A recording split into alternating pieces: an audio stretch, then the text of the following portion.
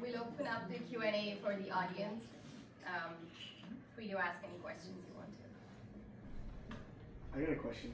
After that the way it ended, right? What happened to the remainder of the animals? Are they still in your care? I haven't seen them since. So that was the last day that I saw them. So at the end, all that they did was they mentioned the police station. So what ended up happening at the very end of it, I got locked up for 60 days. So they pushed me that far. Yeah, there's so much more to this story than is being told, or that even Ken talked about. I ended up spending almost 60 days in jail. Wow. And it's quite the story. And if you want to know the story, I'll tell it in 5 minutes. Go ahead. So it's a long story, but basically what ended up happening, and I'm sure everybody here is astute enough to realize that this is not the same girl that you've seen in the videos. We got into an argument. I found out that she had been unfaithful with me. They'd already been pushing me. When I say they, I mean the township and the police were pushing us. They had the health board on us. They had every single thing you could think of. They had a zoo check on us. Basically, they pushed me to the point that I couldn't handle it anymore. So we got in our car. We went to go eat in Bancroft. We were in Maynooth. It's about a 15-minute drive. And my wife and I, at the time that I found this out, I hadn't talked to her for about 2 days, and finally I said, "You want to go get something to eat?" And head into Bancroft, grab something to eat, we can talk. So we're driving into Bancroft, and she reached over and said, "I love you." And I just snapped, just like that. I'm just like, fuck this. There's no kids here, are there? Wait. Okay. No, actually, I calmed it down. I said, fuck this. And to be honest, she reached over to kiss me. I pushed her away. I grabbed her phone. I called her father and said, "There's something you need to know about your daughter. She's at it again. She's cheating again. Before I met her, she cheated on her husband. That's how I ended up with her. I know this is, but I got to explain how this ended up happening." So she just didn't talk to her dad, hung up the phone, and we continued to turn around and drive back towards where the animals were in Maynooth. On our way back there, the police were coming this way. I went this way. So as soon as I seen the police, I'm thinking, what the hell's going on? Is something happening where the cats are? Like, what's happening there? Cops pass us, flip around, pass us again, pull in front of us. Then I figured out what happened, that her dad had called the police, that he was worried about something going on. And out of stupidity, I decided, instead of pulling over, to go up I had a Jeep, as you heard. I went up a snowmobile trail, sat for about an hour, talked to Tammy to see what we could do to work this out. We decided that we'd see if we could get counseling to get through it, but that wasn't to be. And I went back and I was arrested for evading arrest. And for that, they put me in jail. So I started looking for surety. Every single person that I called for surety had already said that Tammy had gotten a hold of them and asked them to hold me, that they were worried that I would kill her, that I would this, that I was that. So during that 2 months, that 60 days, she managed to completely clean the property out. She managed to tear down all of the enclosures. She sold all of the animals, or gave them away. Whatever you want to call it, relocated them all to different zoos. People that I know. So in the meantime, they were getting a hold of me while I was being held, saying, "Look, what do you want us to do? Do you want me to take them?" And I said, "Yeah, well, we got to make sure the animals are safe. Just play along with her." So that's how I know where they all are and who has them. And they're all friends of mine. But that's what really went on. I don't know why Ken didn't cover it. I don't think he wanted to go down some of the dark road. I think he wanted to keep this light. Yeah. But at the end, when it all fell apart, it fell apart instantly, and I haven't seen the animals since. And I won't go see them. I know where they all are, but it wouldn't be fair to go see them. They're very smart. It would be like being away from your dog for 10 years, reintroducing yourself, and then taking off again. Right. I don't have the time in my life now. And I don't have the desire to go back down this road right now anyways. I don't have the strength to get back into it. So I'm kind of leaving them to live out their lives. And to be honest with you, most of them at this point will be, I expect to start hearing about them passing away in the next 4 or 5 years. Because, that was 6, 7 years ago, this documentary. So yeah, there's a lot more to this. There's a lot more. Like, you got to remember, this went on for almost, 35 years. So the stories that Ken covered are 1, 2, 3, maybe 4 of 1,000 stories of what I went through. with these people. Amazing. Yeah. So as you can see, anything that you do ask or anything that you've heard, I would like to answer it, and I'd like to come clean, and I'd like to be honest, because I really do feel that the truth needs to be put out there, especially when it came down to that tiger dying. You know, that was something that I've never been able to really talk about. When the news would get a hold of me, I didn't even really comment. A lot of what they found was through hearsay. I never actually really spoke to any of the news. They were just like Mark says, and they're hearing it from other people. Quoting. But yeah, a lot went on at the end. So with respect to that tiger, that was the night they locked me up. So they locked me up. I had the tiger in a common area because we were just going to eat. I was only going to be gone for an hour. Right. And I kept saying to the officers, I have to get back. I have to put everything away. I have to put the tigers into their side and the lions into their side. And then there was a central area that when I was cleaning this, or volunteers, where I could put them in the central area. You always need a spot that you can put the animals so that when you're in there, with your backs to them and stuff, you can do all your cleaning and then you lift the door and let it back in. So what ended up happening is, I don't know if the tigers or the lion, one or the other, managed to get under the weight of the door, and they killed it. They killed it instantly. Like, she was really torn up. I know it says in there that she wasn't eaten, but she was torn to pieces, and it was one of the worst things I've ever seen in my life. And Tammy was there. She was at the house and did nothing. As a matter of fact, she told a guy named Joe Minnie, was one of my best volunteers. She told him to go home, and he said, I gotta go and take care of this. And she said, no, go. I want everything just left the way it is. And that's the honest to God's truth. That's the way that went down. As far as I know, all the rest of the animals are doing well. I don't know where a lot of the lemurs are. In Madagascar. Yeah, I don't know. I don't know what ended up. I know where all the tigers and all the lions are, though. And I know the babies are still up at Sharon Stone's, up in which is the funny thing, right? All these animals, the babies that you're seeing in the pictures, are actually at the very end. We had about 4 babies. We had two tiger babies and 4 lions. So all those animals are still in Maynooth, Bancroft. So, you know, they like to talk about this big accomplishment that they did by shutting us down.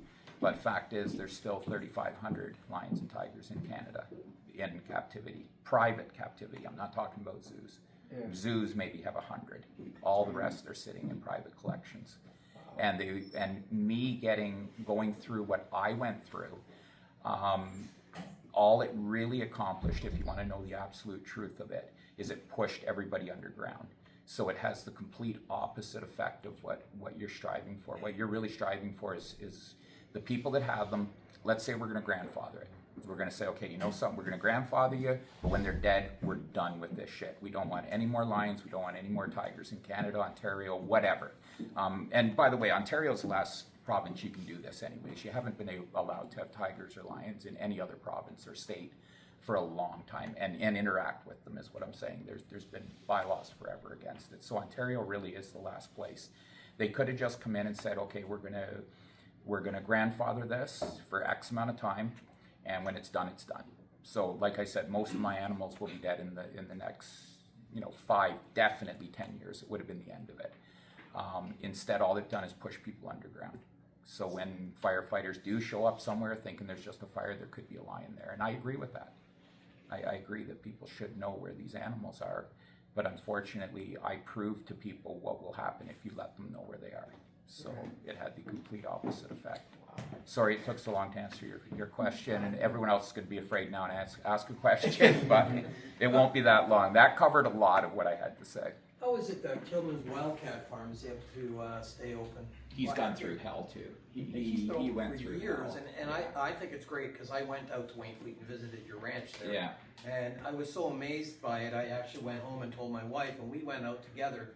And I can't remember who escorted us through the property, but it was a great experience for us. And living out in the country, we enjoyed seeing all the wild animals out there, and we didn't feel threatened at all. Yeah. At all. In fact, I played with one of your lions. Yeah. And we talked about that before we actually came in here, but it's amazing that certain people get picked on, and then another place like Kilman's, they've been there forever. Every so often, someone will come up to me and they say, you've been with lions and tigers. Does anything scare you? And there's only 3 things that scare me, and this is going to offend some of you. The number one thing that scares me is stupid people. Stupid people scare me. I'm scared to death of groups of stupid people. Nothing scares me more. You put on top of a group of stupid people and you put a religion, or you put a cause, or you put a feeling of grandeur, like you're better than the people that you're fighting, and they're the people that keep me up at night. And that's the group of people that 100 years ago were burning women with long black hair. They were tying them to the post and burning them for the good of humanity. And that's what happens when you take a group of stupid people and you allow them to take control of a society. And you can't fight it. One person can't fight a group. And that's a scary thing. And that's the thing that we got to remember. And I know my problems don't even come close to what I was speaking about there with what we did in Salem, what we do around the world to people. As soon as we decide we have a group of people that we don't like, the things that we can justify in our heads as a group. We're watching it in the States right now. We're watching it in the States. What a group of people can get together and convince themselves is going down the proper road, the righteous road. And that's what scares me, is groups of people on a mission. And they don't care if it's a good mission, a bad mission. They've convinced themselves it's the right mission. And that's what I was up against. It was unwinnable. That's a shame. Some people say I was a quitter. It wasn't. It's, they're going to push you to death is what they're going to do. They're going to push you to the point where you're going to lose your life. I'm just curious, like, as you close the chapter on what you've done for 35 years, what's the new chapter? What are you up to? What are you doing? Traveling with my wife. What's that?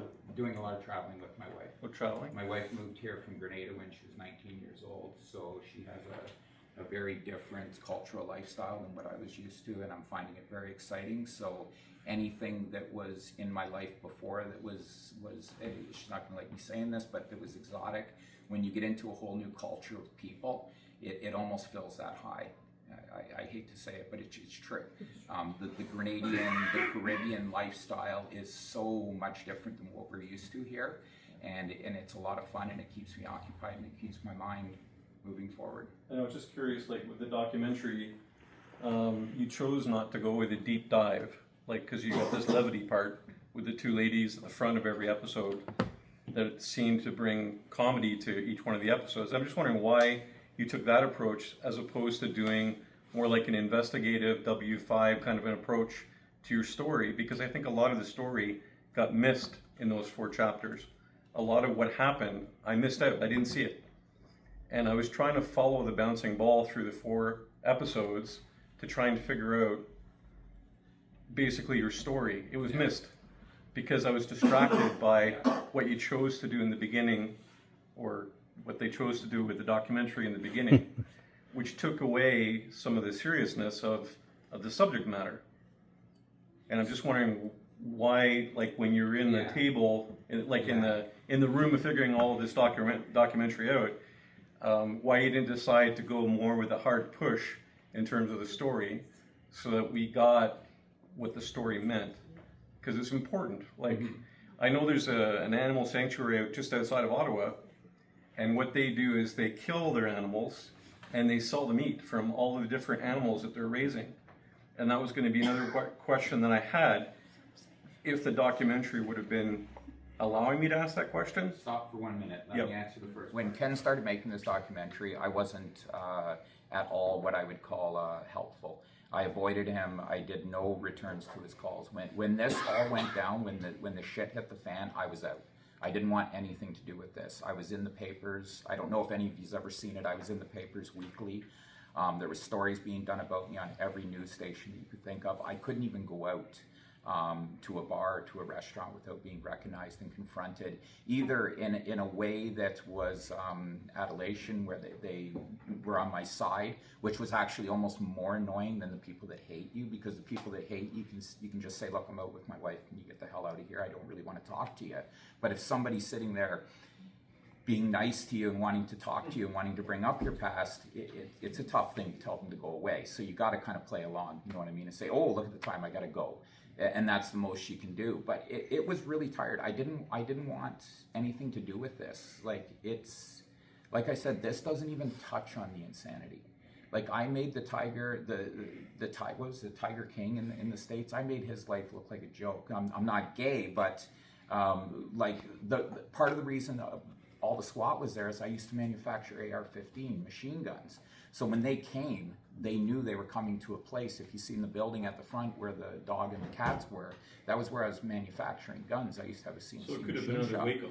Oh yeah, exactly. Yeah, they don't know what they're coming into. So for that sense, they knew me. But I do understand why they came in the way that they did, because they knew that they pretty much pushed me to the point of insanity. They knew they were pushing me to the point that I couldn't take it anymore.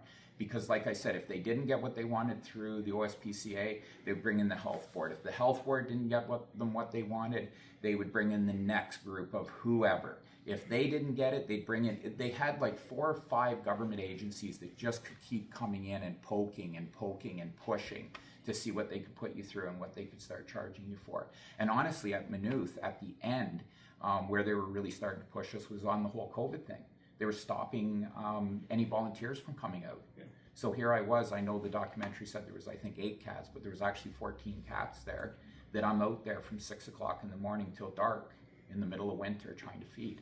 And I did that right through COVID, out of a trailer. I And bought the property. You're aware in the news as well that slaughterhouses at the time in the U.S., workers were told to come into work, and they said, we're not going to apply any COVID-19 rules because we have to process meat. Right. They bent the rule. And so in your case, you know, It was another tool. It was another tool. And I'm not anti-science and I'm not a conspiracy person at all. But, you know, we had to do what we had to do for COVID. But up in Maynooth through COVID, they weren't even pushing masks. It was around that time that I met Wendy. And I remember coming down and she's like, where the hell is your mask? And I'm like, what are you talking about, a mask? And she's like, you can't be out in public without a mask. What mask? What's wrong with you? And I'm like, what are you talking about? Like the OPP in Maynooth said, we're not gonna enforce it. So, you know, I came down to the big city and I'm like, what is going on? We didn't even realize how bad COVID was. And there was really no issues up there, but it was a way for the health board now to get involved, start pressing charges, start fining me huge. Like I was probably fined altogether maybe $200,000. Yeah, I lost a fortune in this, like a couple $1 million. Wow. Over probably 10 years, I lost about $2 million. I want to kind of go back. I want to ask you, what was the deeper motivation to kind of have these private zoos and? It started with St. Bernard's. So the movie Beethoven came out back, I don't even know what it was. What was it, early 90s? Beethoven came out. Everybody got St. Bernard's. Mm-hmm. Well, I had a St. Bernard, and I loved it. Like it was Bella was her name. She had one blue eye, and I just loved her. Like I couldn't believe that there could be something in this world that could be so caring. Right.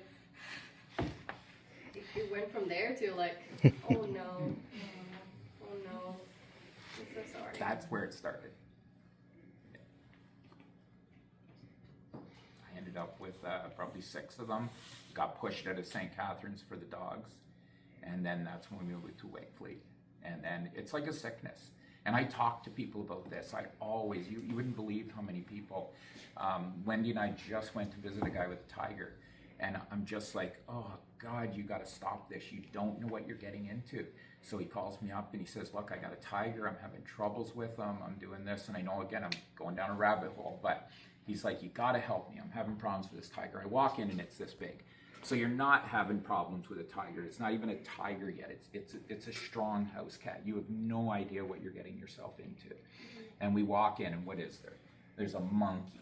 There's 2. There's a mini zoo. There's a mini zoo in the man's house, in his living room. Then his sister walks in, and the tiger, with absolutely no respect, just comes in and jumps on the sister, and the sister's screaming, which is the worst thing you can do, and then runs up the stairs. Like this Wow. but this is heading towards disaster.